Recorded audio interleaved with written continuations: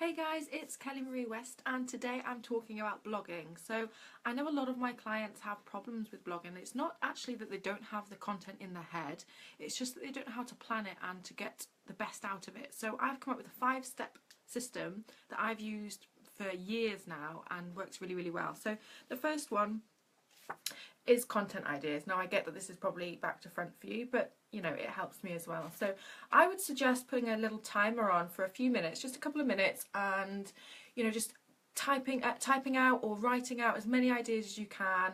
You know, frequently asked questions that your clients often ask you, or you know, prospective clients, things that their struggles, problems that they have, and things that you can help them with. It's so simple.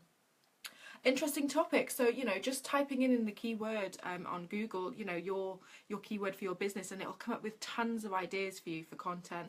Things like using BuzzSumo, Nuzzle, Feedly will help you come up with ideas to, you know, come up with great content and making it better for yourself. So that's the first one. So coming up with the content ideas, having a hub like a Google Docs or something like that, Dropbox, where you can put all your ideas in and you will never be short of something to talk about.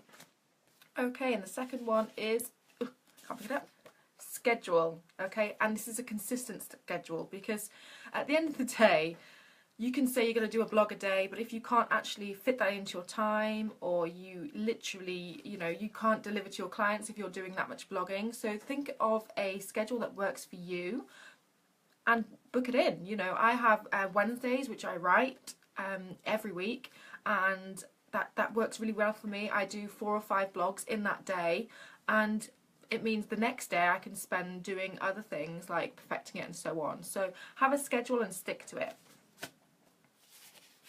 Research.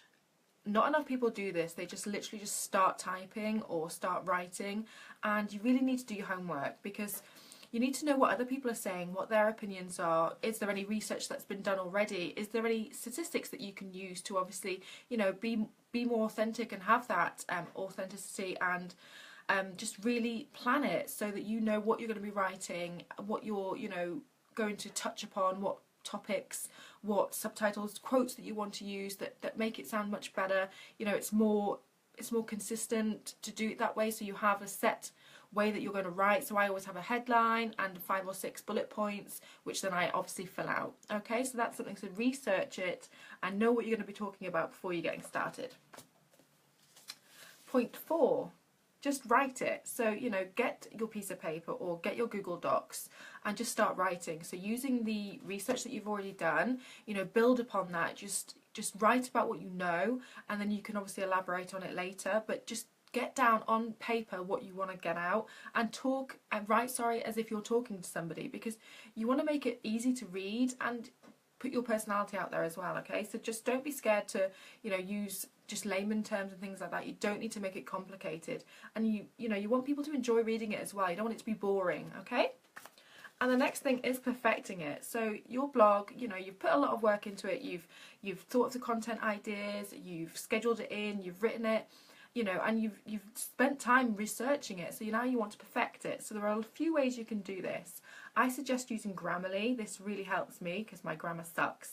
I also change the font when I'm reading it, because our brains trick us sometimes. We tend to read what we want to, so the best thing to do is change the font and then read it out loud. You might sound stupid and believe me, you will find something wrong with your blog. If you don't, then you are amazing. So, you know, read it out loud and you just make sure it flows right.